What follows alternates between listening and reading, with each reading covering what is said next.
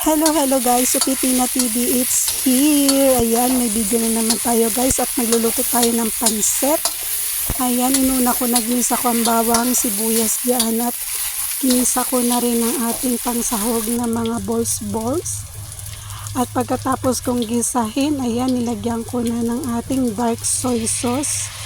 Kung nasa Pilipinas ka, pwede naman yung toyo natin. At nilagyan ko rin niya ng oyster sauce. Dahil nasa Hong Kong ako, ayan ang mga ricadong nilagay ko.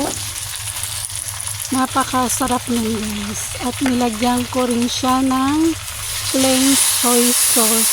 O, diba ang daming soy sauce? Pag nalagay mo na, lagyan na natin ng tubig.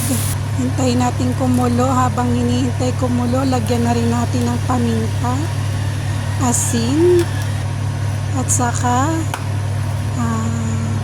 paminta uli, saka nor cubes.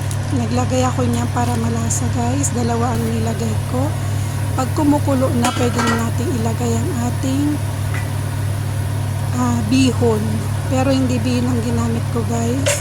Sotanghon ang ginamit ko. Pag sa Pinas kayo, pwede nyo rin gayahin yan.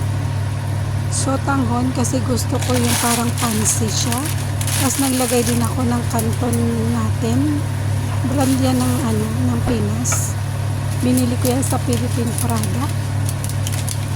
Ayan, hintayin natin siyang kumulo uli. Pag okay na, lagay natin ang sesame oil at asin uli.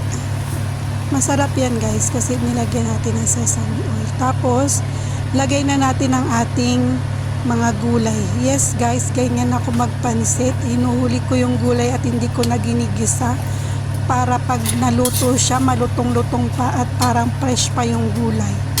Depende rin sa style ng pagluluto natin.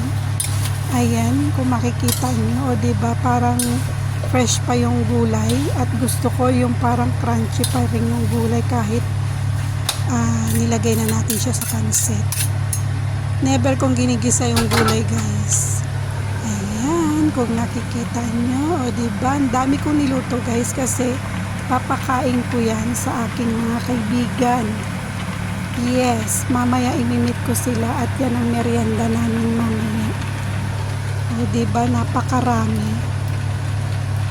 Sana magustuhan nila yan. Ayan na, pinepare ko na ng ganyan at ayan. May saan yung colon side? Nilalantakan na ng aking friend. Ayan, si Michikoy. Doon sa side. Hello naman dyan. Nasarapan sila at ang ate Grace ko. O diba? Meron pang kay Wasima mo pa atin. tuwang-tuwa sila. Kasi ang sarap daw ng pagkaluto ng pansit ko guys. Yun lang. Bye-bye.